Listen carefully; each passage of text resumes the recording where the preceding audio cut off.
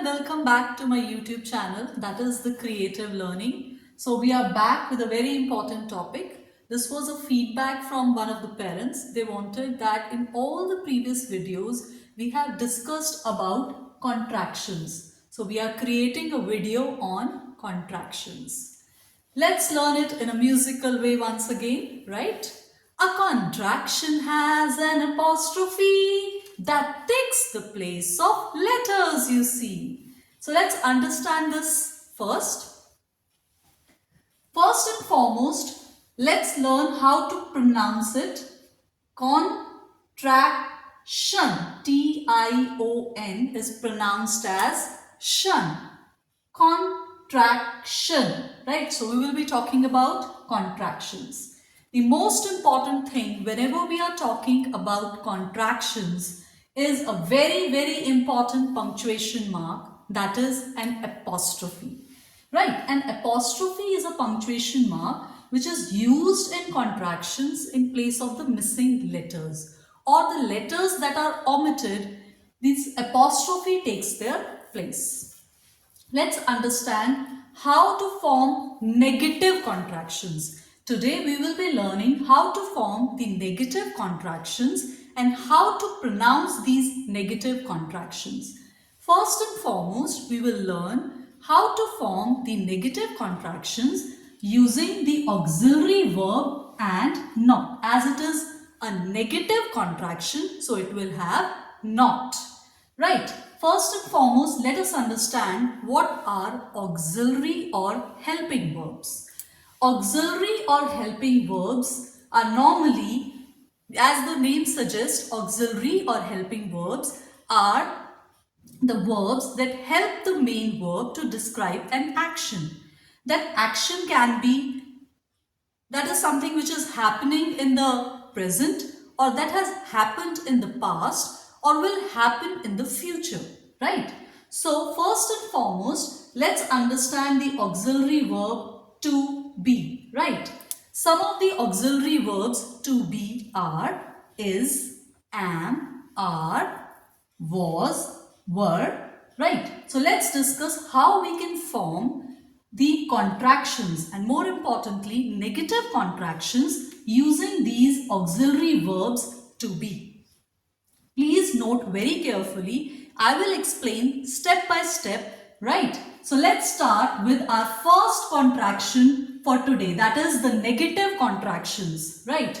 So we have here is plus not, is plus not. Here is the auxiliary verb and we are using not with it. So what's the rule?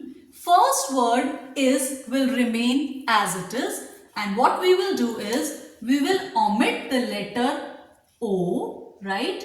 And in place of this letter O, we will have an apostrophe that we already showed, that a contraction has an apostrophe that takes the place of letters, you see. That means a contraction is a shortened form of something, right? So let's learn what will be the contraction of is plus not and how it is pronounced. Is plus not is contracted as isn't. That means the first word is will remain as it is and we have omitted the letter O, and in place of that missing letter O, we have placed an apostrophe. So it becomes is plus not is contracted as isn't. Isn't. Listen to the pronunciation very carefully. Let's discuss the second contraction. Here we have two words, am plus not. But make it a point, it's an exception. The contraction of am plus not is not amn't, right? We have already discussed it in the previous video also. So the contraction of am not is, first we will omit the letter O and in place of that letter O we will place an apostrophe. So am plus not is contracted as aunt. A-R-E-N apostrophe T, and it is pronounced as aren't. So let us proceed to the next contraction, that is are plus not. Are plus not, which is contracted as A-R-E-N apostrophe T. That means we have omitted the letter O, and in place of that letter O, we have placed an apostrophe, and it is pronounced as aren't. Aren't, not aren't, aren't, as in British English. Let's proceed to the next one. As, is, am, are used as an auxiliary verb to describe an action that is happening in the present. But in the past, we cannot use is, am, are. So we will be using the auxiliary verbs was and were to represent an action that is happening in the present, but not in the present, but in the past. So let's talk about this contraction. Was plus not. Again, we will omit the letter O, and in place of this letter O, we will place an apostrophe. So it becomes W-A-S-N apostrophe T. Wasn't. Okay, and again, in order to describe an action that happened in the past, we will be using an auxiliary verb were for plurals, right? We have W-E-R-E were plus not. Again, the rule says you have to omit this letter O, and in place of this letter O, you have to place an apostrophe. And one more thing, make sure whenever you are using an apostrophe, there will be no space. Although these are two words, but when they will be shortened, then you have to keep in mind that there should not be any space, and that space will be taken by an apostrophe.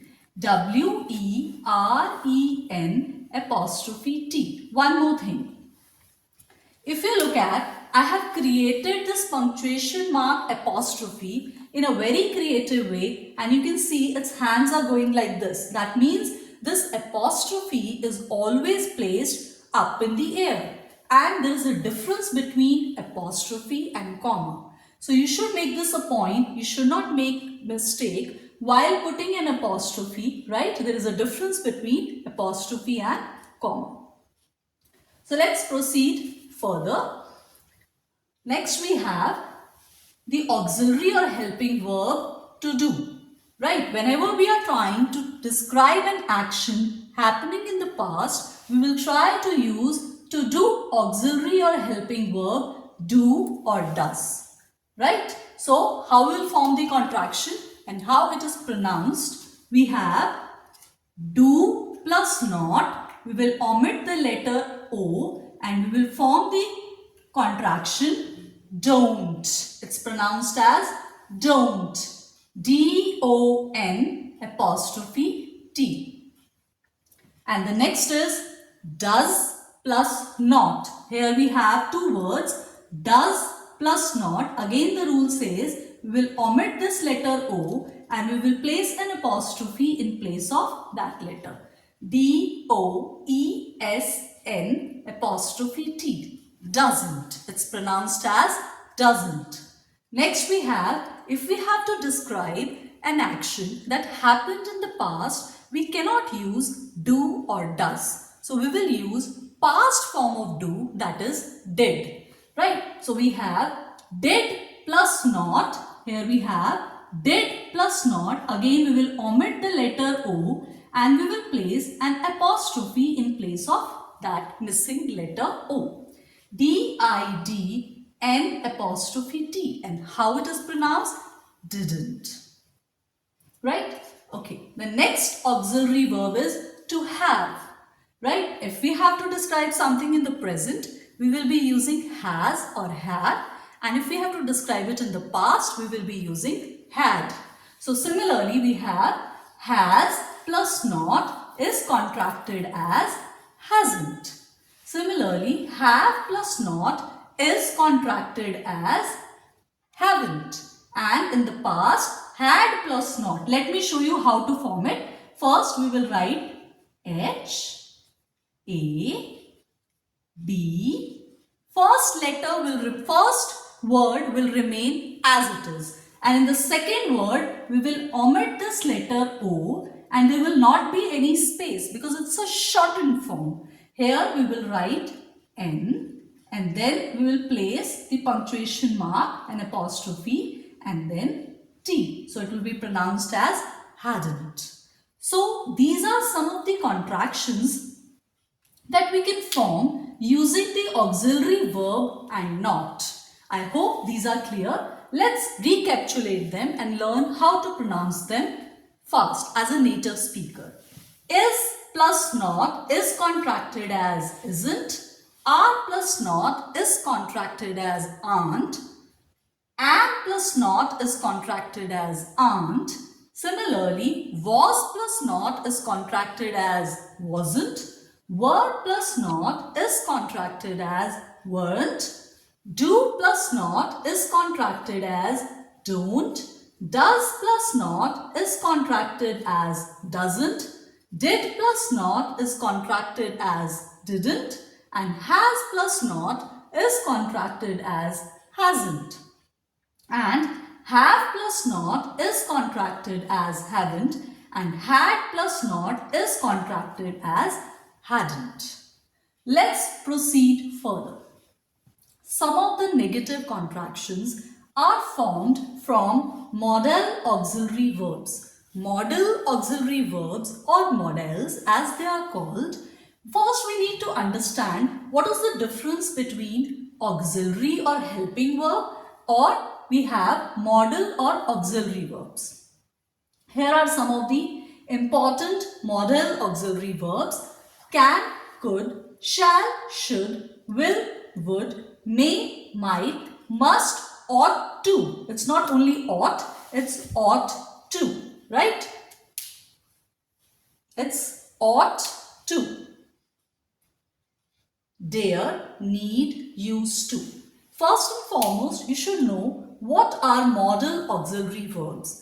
Modal auxiliary verbs are helping verbs that are not affected by the person or gender. Let me give you an example. For example, we have the modal auxiliary verb can that expresses your ability. That means कि आप कोई काम कर सकते हैं या नहीं कर सकते. Right? How it will express your ability? Can. That means if I say I can dance, it's expressing my ability to dance. And it is not affected by the person or gender.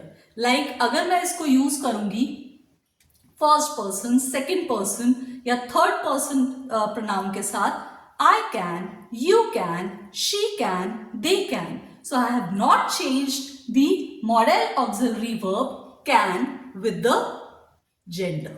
Similarly, it's not affected by the person and the gender. Person means if you are using it for the singular, if you are using it for the plural, right? So let's start with the first contraction with the modal auxiliary verbs, how to form the negative contractions using the modal auxiliary verb and not. That means जब आप इस modal auxiliary verb में not add करेंगे तो negative contraction कैसे बनेगी? First and foremost we have cannot. ये common mistake बच्चे करते हैं. देखिए एक बात ध्यान रखिएगा, cannot separately नहीं लिखा जाता आजकल. In English it is written like this: C-A-N-N-O-T.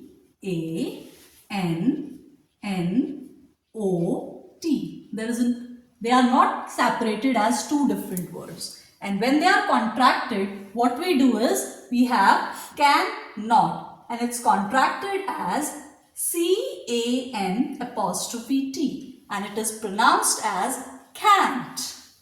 Next we have past form of can, that is could. So we have could plus not. The rule says the first word will remain as it is and we will omit some letters or letter from the second word to form the contraction. हम क्या करेंगे, यहाँ से इस O को omit कर देंगे और इसकी place क्या ले लेगी, apostrophe. So the contraction for could not is couldn't. Next we have shall not. It's a very important thing. Shall plus not. To indicate something that is happening in the future, we use shall. So shall plus not is not shallant. It's an exception. We say it's shan't. Shan't. But I will suggest these days it is considered as outdated. You should use it shall not only. That's a better way of using it. Next we have the past of shall, that is should. Should plus not, again we will omit this letter O and place an apostrophe in place of that letter. So it becomes should plus not, shouldn't. Next we have another exception, will plus not, we will omit this letter O. No, there is an exception. The contraction of will plus not is not willn't. It's won't. Next we have the past of will, which is would. Would plus not is contracted as wouldn't. Right? And the next one we have is might plus not, mightn't. But again, this is also considered as outdated these days. So don't use it. I will suggest that you should use might not instead of using the short form. Next we have must plus not. It is contracted as M-U-S-T-N apostrophe T. Again we have omitted this letter O, but it's very important that it is pronounced as mustn't. Here we are not supposed to pronounce this T. This T is silent. It's mustn't. I will also suggest nowadays this is also outdated. So don't use it. Next is ought to not. It's contracted as ought not to. Right? And the next one we have is need plus not. It is contracted as needn't. The first word need will remain as it is. We will omit this letter O and we will place an apostrophe in place of this letter. This is also considered outdated. I'll suggest you should use need not.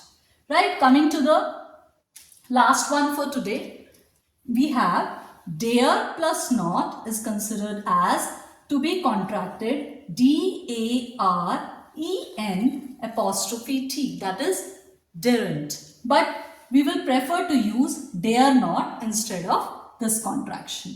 So it's very important to use contractions. Now the question comes, why these contractions are used? They are normally used whenever you are writing a letter or mail to someone, or for non-formal or spoken form. But I will not suggest you that you should use these contractions in the legal documents or cover letters or medical documents, right? So we have learned some of the negative contractions. So this is the part 1, and in the second part we will be discussing how we can form the contractions with the subject, pronoun and verb. Thank you for watching the video. Do subscribe to my YouTube channel, The Creative Learning. Bye.